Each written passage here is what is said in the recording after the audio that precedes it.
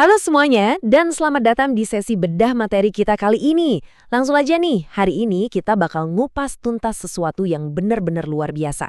Kita semua tahu, kanker itu salah satu musuh terbesar umat manusia. Penyakit ini udah ngubah banyak banget hidup orang di seluruh dunia. Tapi coba tebak, teknologi mutakhir, khususnya kecerdasan buatan atau AI, sekarang lagi unjuk gigi buat bantu kita mecahin masalah super kompleks ini. Nah, coba pikirin pertanyaan ini sebentar deh. Bisa nggak sih sebuah algoritma ngeliat petunjuk-petunjuk kanker yang bahkan terlewatkan oleh mata seorang dokter spesialis yang udah puluhan tahun pengalaman? Serius, ini pertaruhan yang gede banget di dunia medis sekarang. Karena kita benar-benar lagi masuk ke era di mana AI bisa ngeliat jauh, jauh melampaui batas penglihatan manusia. Biar kebayang, hari ini kita bakal jalan-jalan ngikutin timeline perawatan pasien kanker. Kita bakal bahas gimana teknologi melampaui mata manusia, deteksi kanker lebih dini, bongkar rahasia tumor, prediksi masa depan perawatan, dan pastinya tantangan apa aja yang masih ada di dunia nyata. Yuk kita mulai. Kita masuk ke bagian pertama, melampaui mata manusia.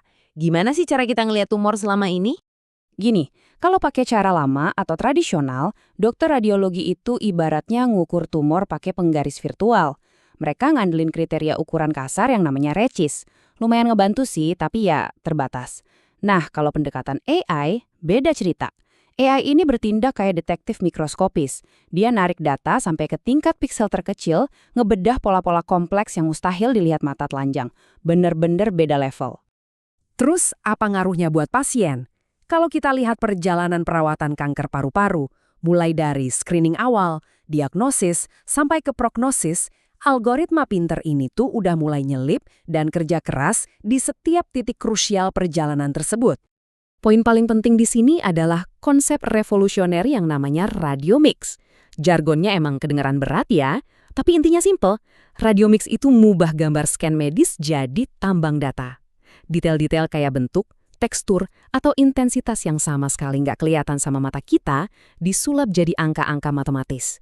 Jadi AI bisa nebak pola tersembunyi tanpa pasien harus ngelewatin prosedur bedah yang nyakitin. Lanjut ke bagian kedua, deteksi kanker dini. Karena kalau urusan kanker, waktu adalah segalanya kan? Di tahap ini, alat-alat AI, khususnya model deep learning dan transformers, benar-benar unjuk kebolehan. Mereka ini ibarat asisten dokter berkekuatan super yang nggak pernah capek nelusuri ribuan gambar. Mereka ngebantu banget buat nangkep nodul atau benjolan di paru-paru yang super kecil dan samar. Nggak cuma itu, AI juga ngurangin alarm palsu. Artinya apa?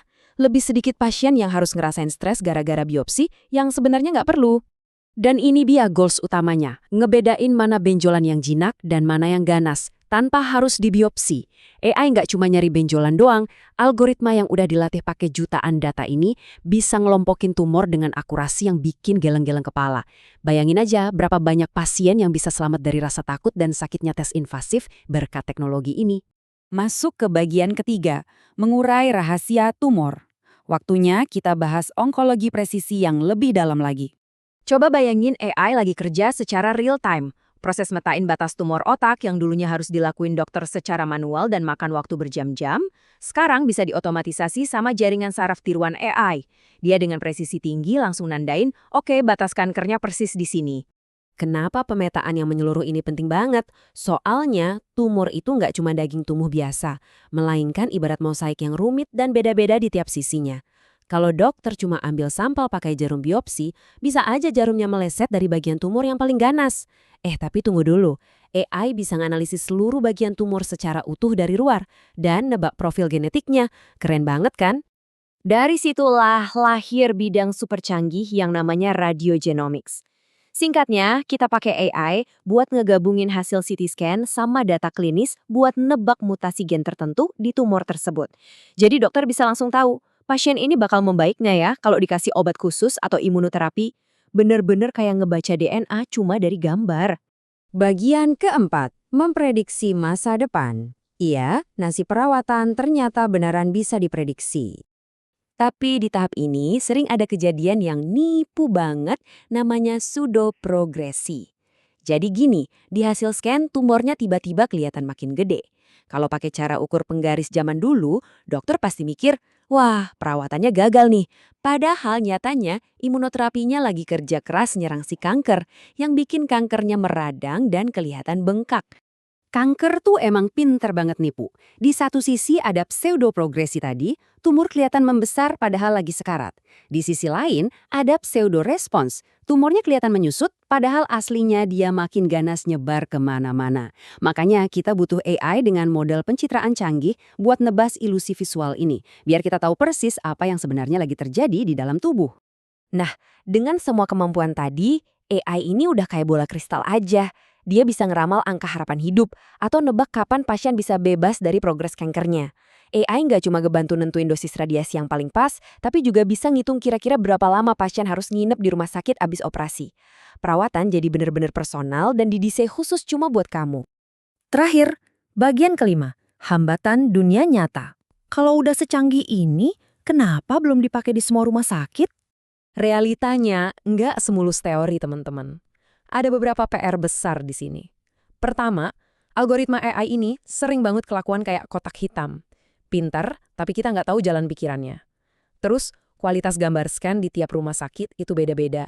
Kadang bagus, kadang buram. Belum lagi urusan birokrasi, cara masukin alat ini ke rutinitas dokter sehari-hari yang super sibuk, dan pastinya masalah hukum soal privasi data pasien. Terus, gimana cara ngakalin masalah kotak hitam tadi? Jawabannya ada di Explainable AI atau XAI. Ini penting banget loh. Sistem AI harus dirancang supaya dokter ngerti logikanya. Logis aja sih, mana ada dokter yang mau naruh nyawa pasiennya di tangan komputer kalau dia sendiri nggak paham gimana komputer itu ngambil keputusan medis. Yang akhirnya ngebawa kita ke satu pertanyaan penutup yang selalu bikin penasaran. Akankah AI pada akhirnya ngegantiin para dokter radiologi atau malah bikin mereka jadi manusia super? Dari semua materi yang kita bedah hari ini, jawabannya jelas. AI adalah alat super canggih buat mengelengkapi insting dan keahlian dokter, bukan buat nyingkirin mereka. Ini adalah bentuk kolaborasi masa depan yang bakal ngerubah wajah dunia kesehatan. Wah, seru banget kan? Terima kasih udah ngikutin sesi Kupas Tuntas kali ini. Semoga ini bikin kalian makin penasaran buat terus belajar hal-hal baru. Sampai jumpa!